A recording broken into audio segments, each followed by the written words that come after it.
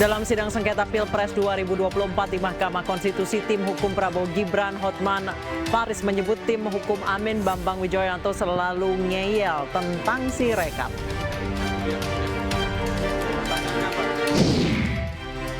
Presiden Joko Widodo tegaskan 4 menterinya akan hadir menjadi saksi di sengketa hasil Pilpres 2024.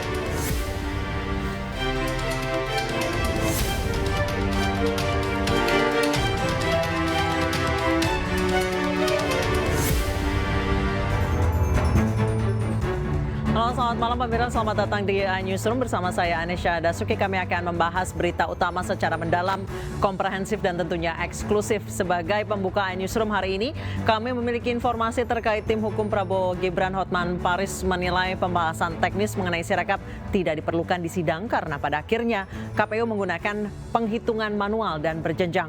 Bahkan Hotman Paris menyebut tim hukum Amin Bambang Wijoyanto selalu ngeyel tentang Sirekap. Pertama-tama saya mengucapkan terima kasih hormat yang setinggi-tingginya kepada Yang Mulia Bapak Arief Hidayat. Karena setelah kita tadi 3,5 jam diskusi tentang IT, ternyata hanya satu pertanyaan dari Pak Arief Hidayat yang mengatakan, kalau memang akhirnya yang dipakai adalah manual dan perhitungan berjenjang, ngapain kita ribut-ribut lagi bicara Sirekap? Itu tadi pertanyaan dari Pak Arief Hidayat. Ya, yang dilihat adalah manual dan perhitungan berjenjang. Ngapain kita bahas-bahas lagi tentang Sirekap ini?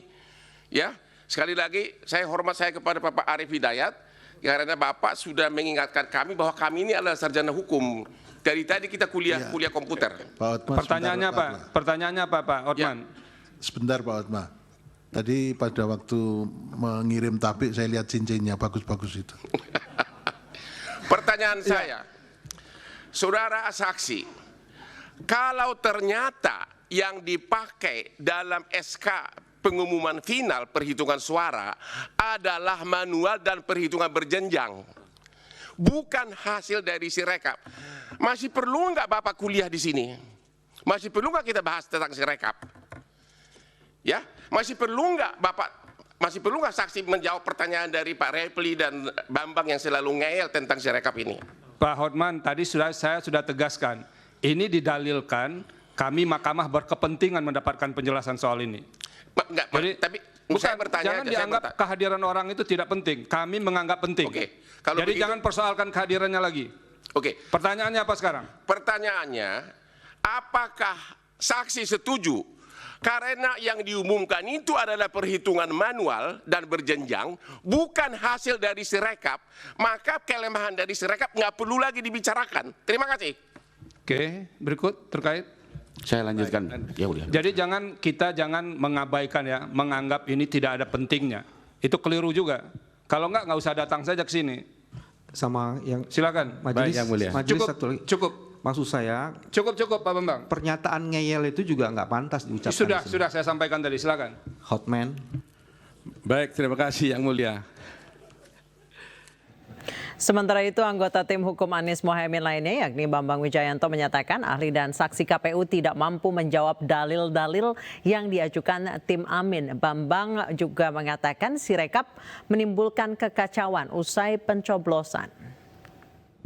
Teman-teman KPU hanya menampilkan ahli yang berdasarkan IT dan Sirekap. Itu artinya apa? Dalam hukum ya, semua dalil-dalil permohonan kami tak mampu dibantah oleh KPU. Karena dia tidak menggunakan forum tadi untuk mengcounter dalil-dalil yang kami ajukan. Ada 11 dalil. Jadi kami berkeyakinan atau berkesimpulan melalui proses tadi, KPU dengan sengaja tidak menjawab dalil-dalil kami melalui proses pemeriksaan ahlinya. Karena ahlinya semuanya soal IT saja. Padahal di bagian kami, permohonan kami, IT itu kita taruh paling belakang. Itu bagian yang pertama yang sangat penting sekali. Bagian yang kedua yang juga sangat penting, pihak terkait argumennya itu cuma satu. Dari sejak persidangan, argumennya itu apa? Rekapitulasi manual, nggak berubah. Kolega saya Hotman itu nggak ada itu. Jadi dia ngapain datang ke sini begini-begini? Sebenarnya hasilnya nggak perlu ada hotman. Jadi kalau saya lihat banyak yang tidur pula. Jadi saya mau bilang argumennya itu sederhana, simple, dan tak bermutu sebenarnya. Kan cuma ngomong itu saja. Mari sekarang kita periksa saksi-saksinya. Itu kedua ya. Yang ketiga,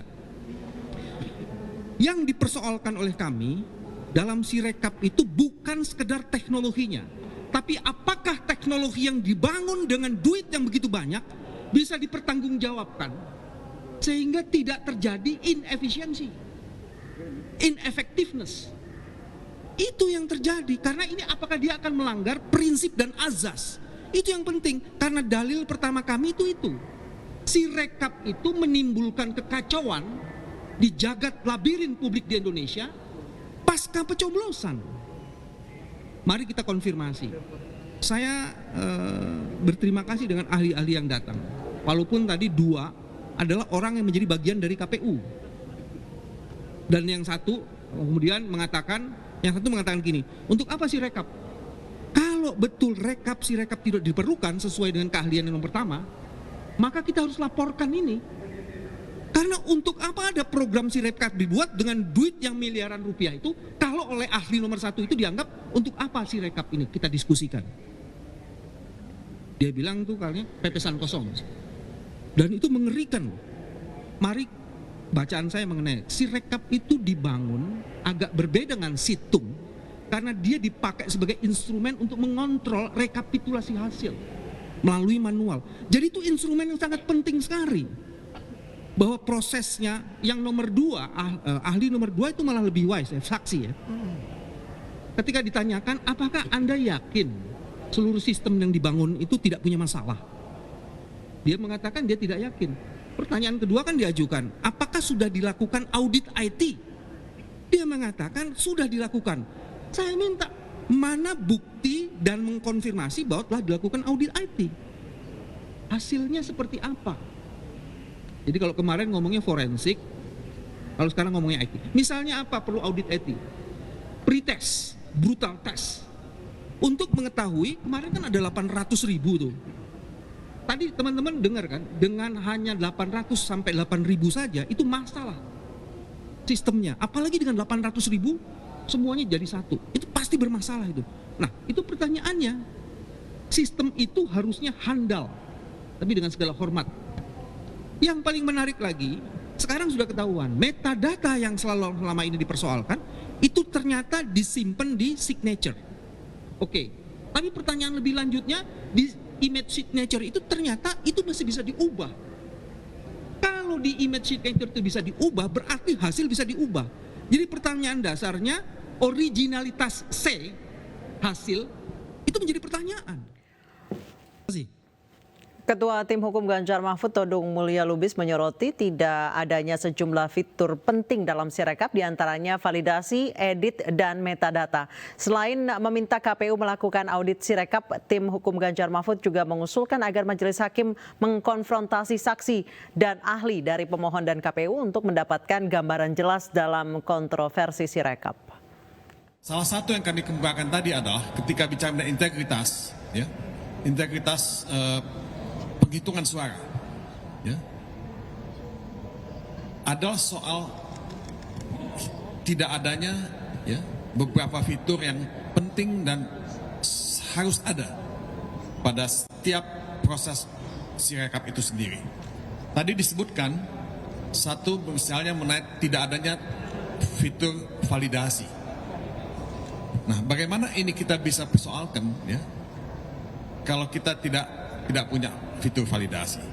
Kedua, fitur edit, ya. Nah, ini juga satu hal yang buat kami, ya, sangat kami pertanyakan, ya. Nah, ketiga, persoalan metadata. Kemarin ahli kami dan saksi kami mengatakan bahwa tidak ada metadata. Nah, pada hari ini saksi dari pihak KPU, ya, menyatakan ada metadata itu. Nah, ini perbedaan tafsir semacam ini, perbedaan penjelasan semacam ini, perbedaan testimoni semacam ini membingungkan kita dan membuat kita wajar untuk meminta KPU, ya, melakukan audit ya, forensik, audit digital forensik terhadap Sirekap ini. Ya. Nah, kami malah mengusulkan kepada majelis hakim untuk mengkonfrontir saksi dan ahli yang kami hadirkan, saksi dan ahli yang dihadirkan oleh paslon 01, ya pemohon 1, dan saksi dan ahli yang dihadirkan oleh pihak KPU. Hanya dengan konfrontasi ini kita bisa mendapatkan gambar yang lebih jelas mengenai kontroversi Sirekap yang betul-betul membingungkan dan menimbulkan banyak sekali kecurigaan. Ketua Tim Kuasa Hukum Prabowo Gibran, Yusril Iza Mahendra, mengatakan keputusan KPU terkait hasil pemilihan presiden 2024 tidak didasarkan penghitungan Sirekap. Namun keputusan KPU yang menyatakan Prabowo Gibran keluar sebagai pemenang didasarkan atas penghitungan suara manual dan berjenjang. Sirekap itu bukan alat yang dipakai untuk menjadi dasar bagi KPU dalam memutuskan perolehan suara akhir dalam Pilpres kali ini. Jadi KPU tetap menggunakan perhitungan manual secara berjenjang. Itulah yang menjadi dasar keputusan KPU dalam menentukan berapa perolehan suara masing-masing paslon dalam Pilpres tahun 2024 ini. Tapi oleh karena ini tuduhan dilontarkan dalam persidangan dan menarik perhatian dari masyarakat luas seolah-olah memang Sirekap ini adalah alat untuk melakukan kecurangan, penipuan, kejahatan dan lain-lain, maka hakim harus merespons itu dalam putusan akhir dari persidangan ini nantinya, apakah posita atau dalil yang dikemukakan oleh para pemohon itu beralasan hukum atau tidak.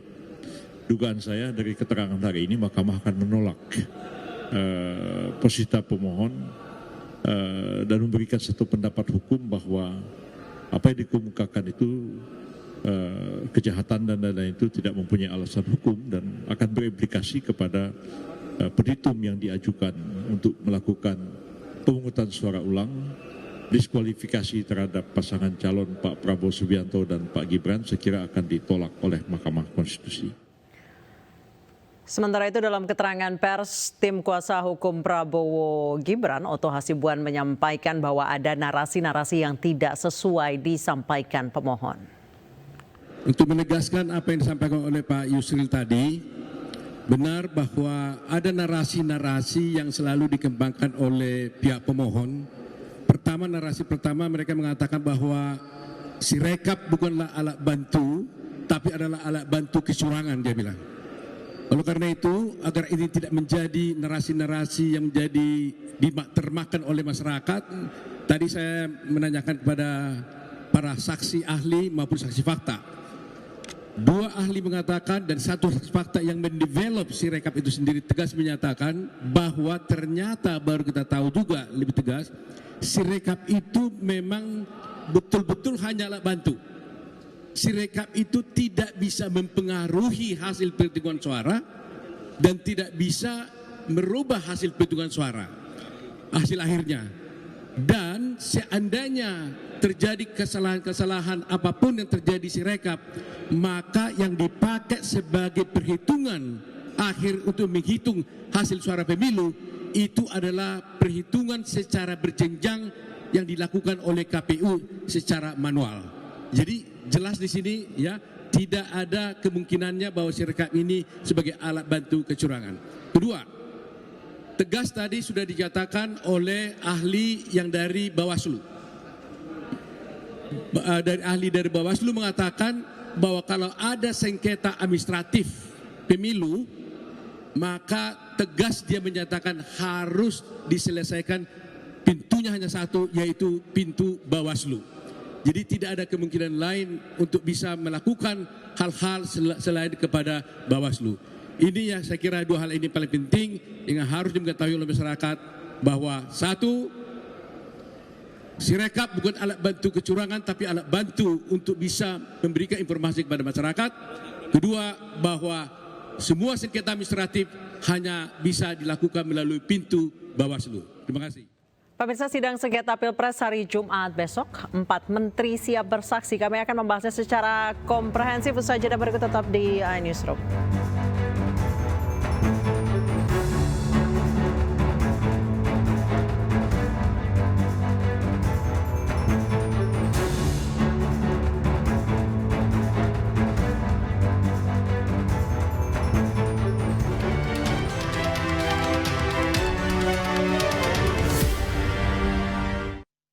Menteri ya, siapa dia tadi?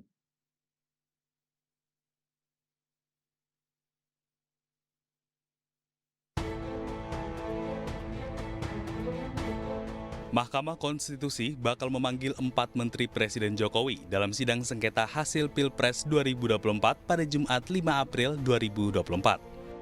Keempat menteri tersebut adalah Menko Perekonomian Erlangga Hartarto, Menteri Keuangan Sri Mulyani, Menteri Sosial Tri Risma Harini, dan Menko PMK Muhadjir Effendi.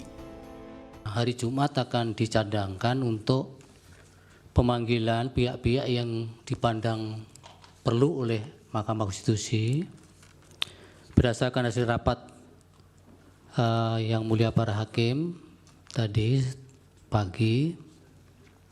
Yang pertama yang perlu didengar oleh Mahkamah adalah Saudara Muhadjir Effendi, Menteri Koordinator Bidang Pembangunan Manusia dan Kebudayaan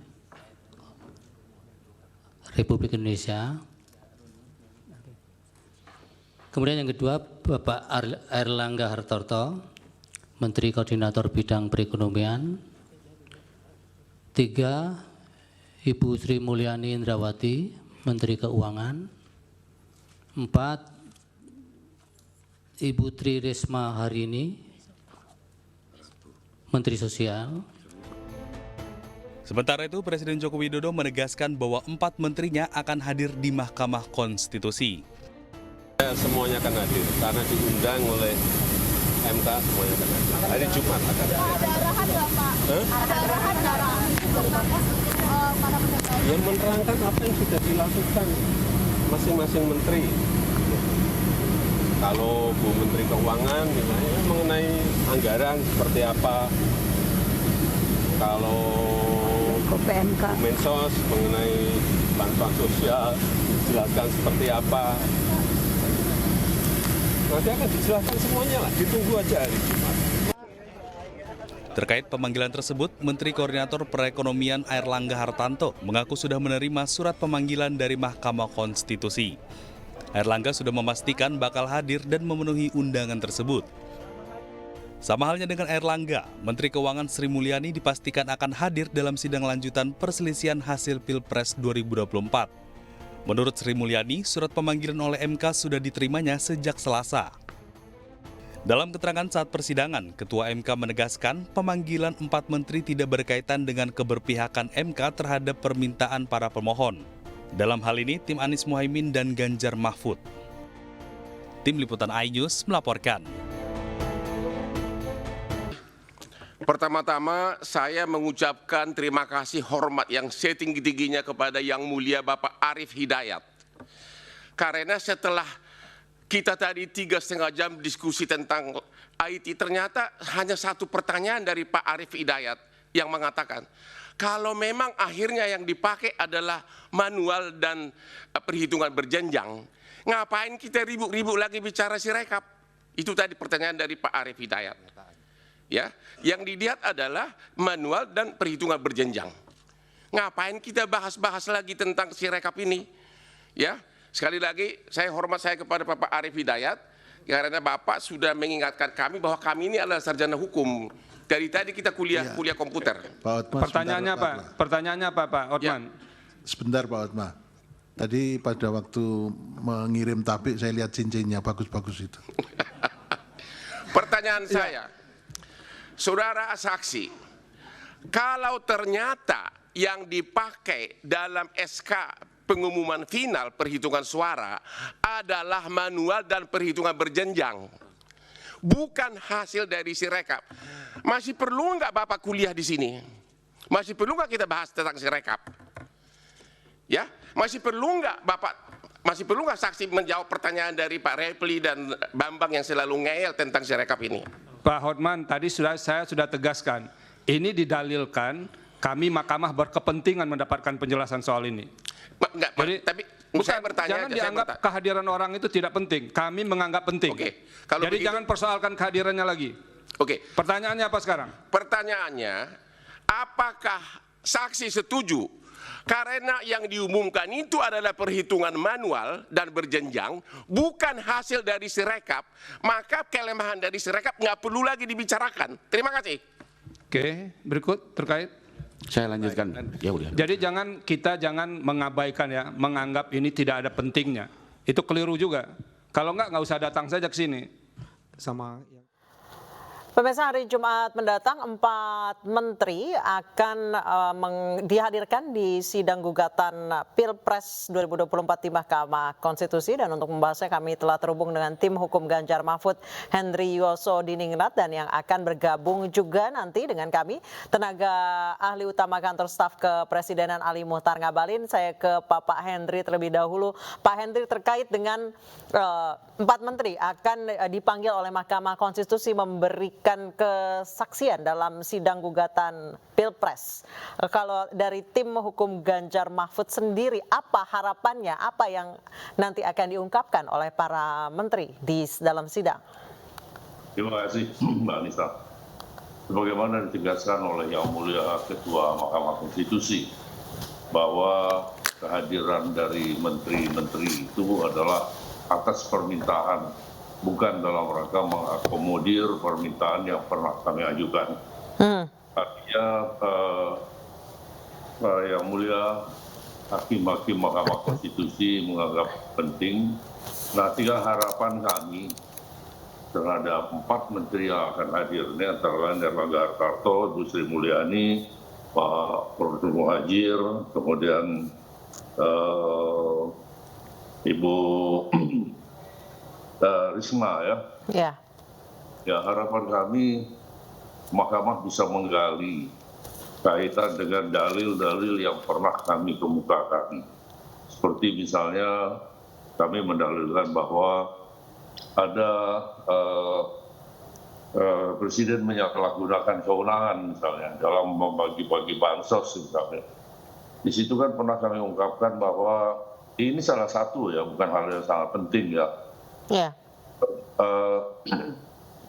Erlangga Hartarto pernah dalam satu kesempatan membagikan sembako.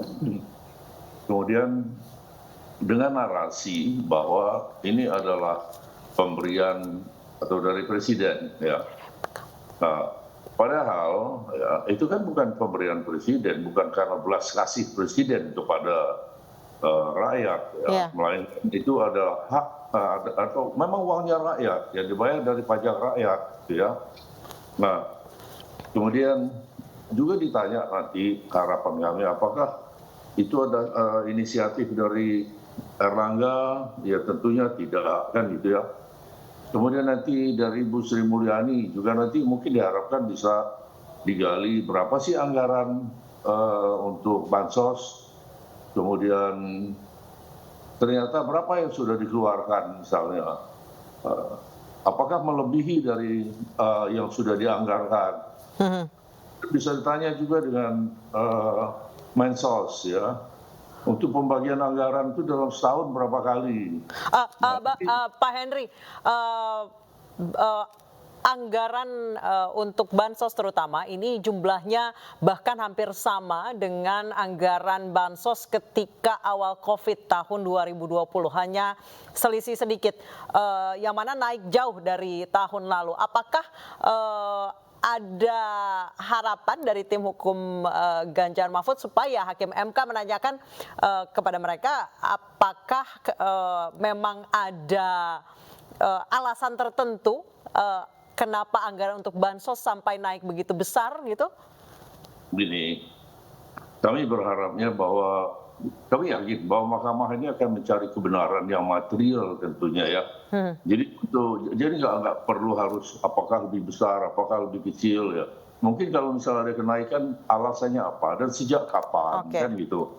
Kemudian dalam hal ini akan sejak kapan itu maksudnya direncanakan kenaikan bansos besar-besaran itu direncanakan sejak kapan gitu ya Pak Henry ya? Nanti biar Menteri Keuangan yang menjawab gitu ya, biar digali oleh Yang Mulia Mahkamah Konstitusi gitu ya.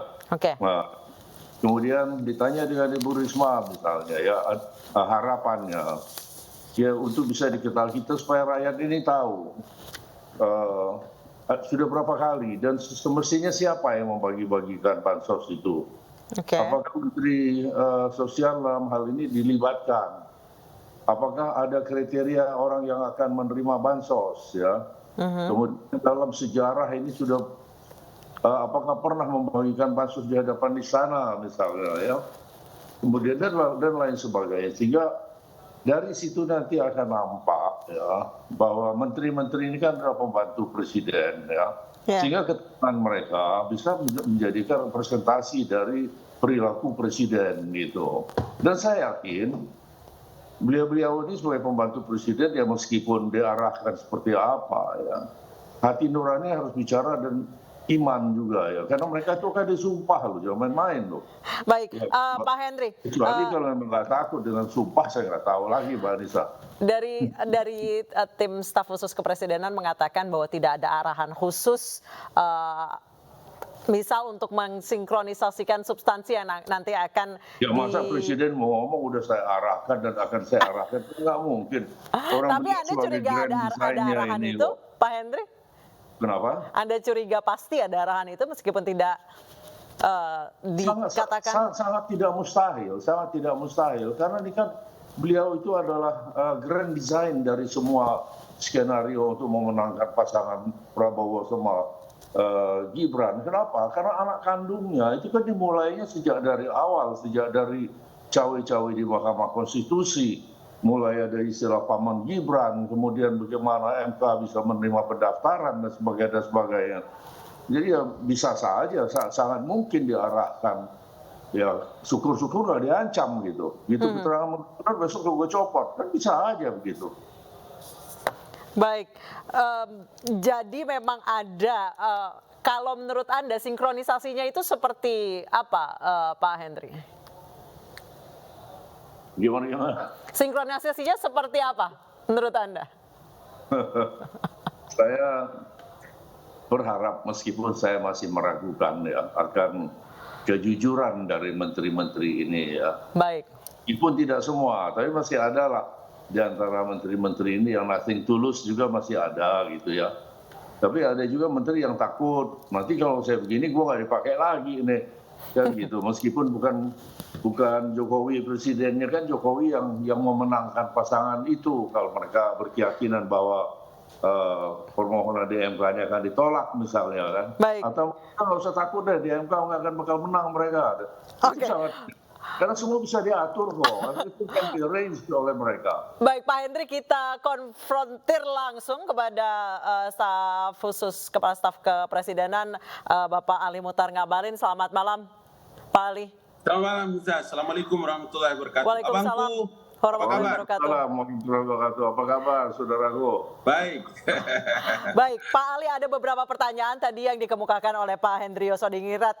Di antaranya adalah kenaikan bansos yang di APBN ini itu sejak kapan direncanakan?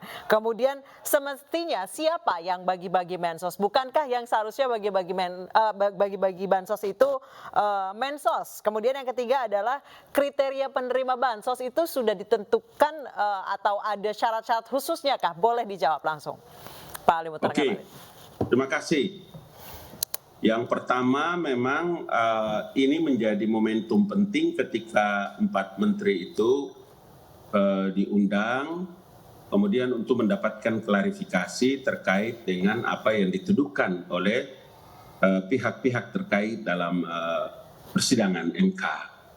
Memang harus hal yang disadari benar bahwa program ini bukan baru pertama kali. Ya, bukan baru pertama kali, tetapi yang paling penting adalah program ini dilakukan atas persetujuan DPR dan pemerintah, kemudian Presiden membuat program-program yang terkait dengan bantuan sosial. Kalau ditanya mengenai anggaran dan lain-lain yang terkait dengan dana-dana yang bantuan sosial ini memang harus juga dipahami bahwa dana-dana ini semua dari anggaran pendapatan belanja negara. Kalau dilihat, ini kan sebetulnya bansos itu adalah satu di antara apa yang disebut dengan perlindungan sosial. Baik, Kalau di anggaran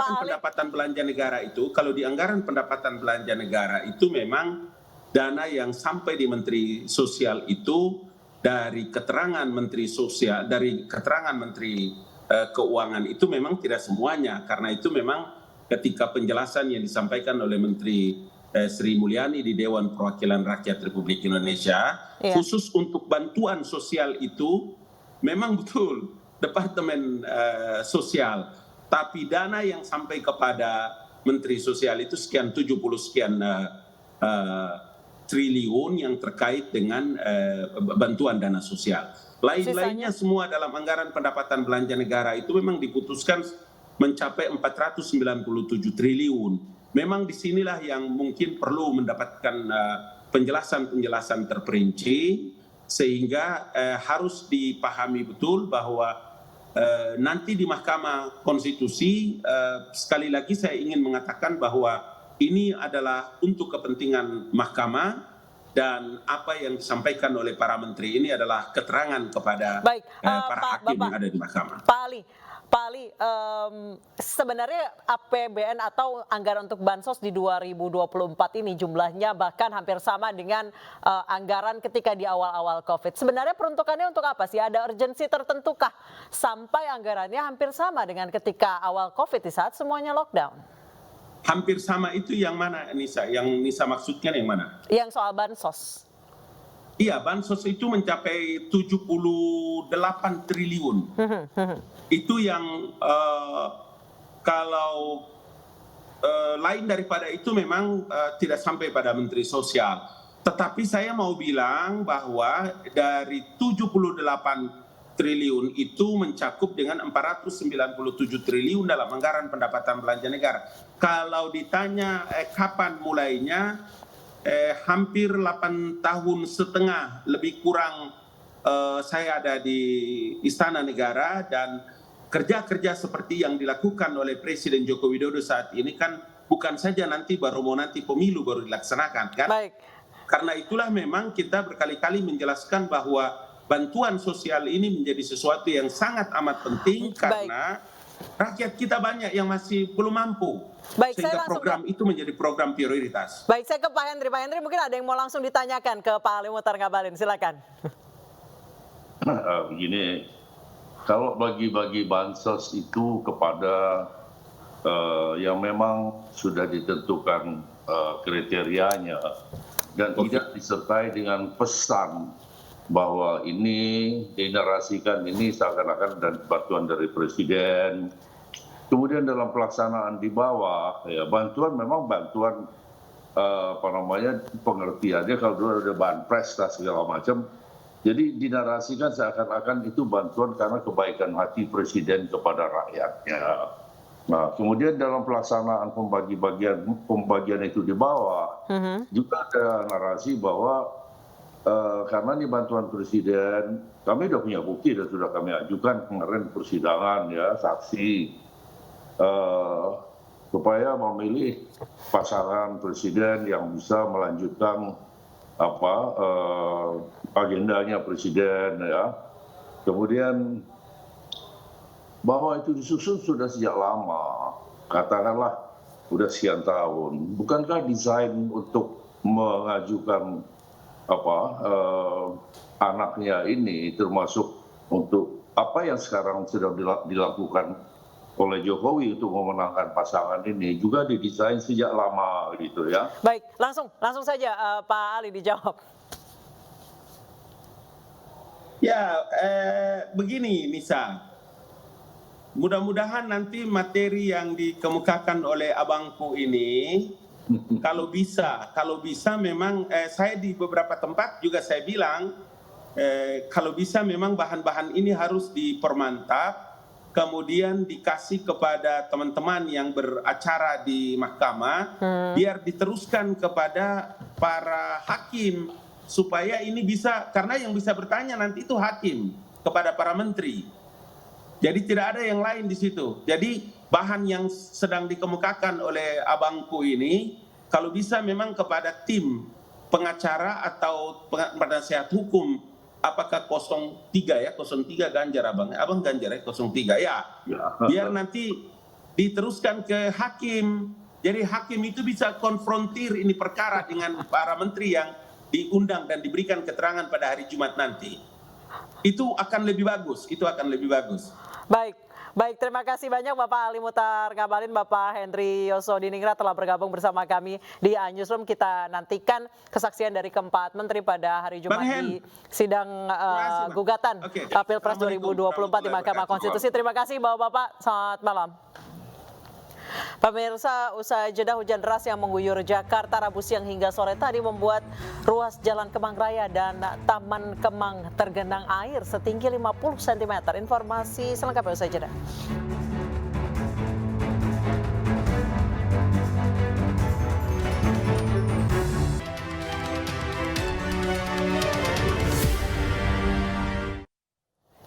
Hujan deras yang mengguyur Jakarta Rabu siang hingga sore tadi membuat ruas Jalan Kemang Raya dan Taman Kemang tergenang air setinggi 50 cm. Akibatnya arus lalu lintas dan aktivitas warga di kawasan elit tersebut terganggu.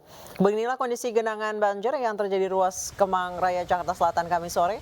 Air setinggi 50 cm menggenangi dan menutupi badan jalan hingga nyaris tidak bisa dilintasi kendaraan.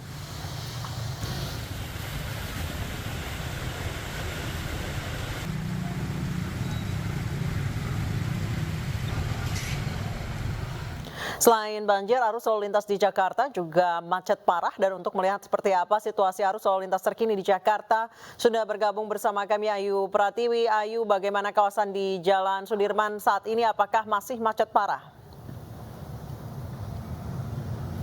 Ya, baik, selamat malam pemirsa dan juga Adisa. Benar sekali bahwa saat ini kondisi arus lalu lintas yang terpantau oleh kami di kawasan Sudirman ataupun Bundaran HI ini terpantau cukup ramai dan sangat ramai. Bahkan memang kepadatan ini sudah terjadi sejak jam 5 sore. Mungkin bisa disaksikan di belakang saya pemirsa. Saat ini sedang ada antrian dari kendaraan, dan memang antrian kendaraan ini tidak hanya terjadi saat ini saja, sudah dari jam 5 sore. Namun berdasarkan keterangan petugas yang saat ini sudah mulai mengatur arus lalu lintas supaya mulai lancar, mereka menuturkan bahwa memang kemacetan ini belum bisa dipastikan karena apa, entah itu karena memang dampak dari adanya penutupan jalan di 4 ruas jalan yang akibat terendam banjir, karena memang seperti yang kita ketahui bersama bahwa tadi sore Jakarta diguyur hujan yang sangat rata sejak sore dan hingga jelang buka puasa, dan hal itu menyebabkan sebanyak 4 ruas jalan terendam banjir, di antaranya di Kemang Raya, kemudian di kawasan Sukabumi Selatan dan juga di kawasan Jakarta Barat. Dan selain itu juga karena memang mayoritas hari ini merupakan hari kerja dan banyak sekali masyarakat yang masih melakukan aktivitas, dan memang pada dasarnya masyarakat yang beraktivitas ketika hujan dilanda, mereka memilih untuk pulang pada saat hujan reda. Dan memang jika kita pantau, hujan ini baru reda pada kurang lebih reda sekitar 30 menit yang lalu, sehingga ini membuat volume kendaraan di kawasan Bundaran HI ini menjadi amat membludak. Dan tak hanya itu juga, memang karena jika kita pantau saat ini untuk aktivitas dari masyarakat, tepatnya di kawasan Tanah Abang juga cukup tinggi, Anissa dan juga pemirsa, sehingga itu juga mengakibatkan volume kendaraan di daerah Jakarta ini menjadi meningkat. Demikian, kembali ke studio. Baik, terima kasih Ayu Pratiwi atas laporannya dari Jalan Jenderal Sudirman, Jakarta. Dan pemirsa, Newsroom masih akan kembali usai jeda berikut, tetap bersama kami di Newsroom.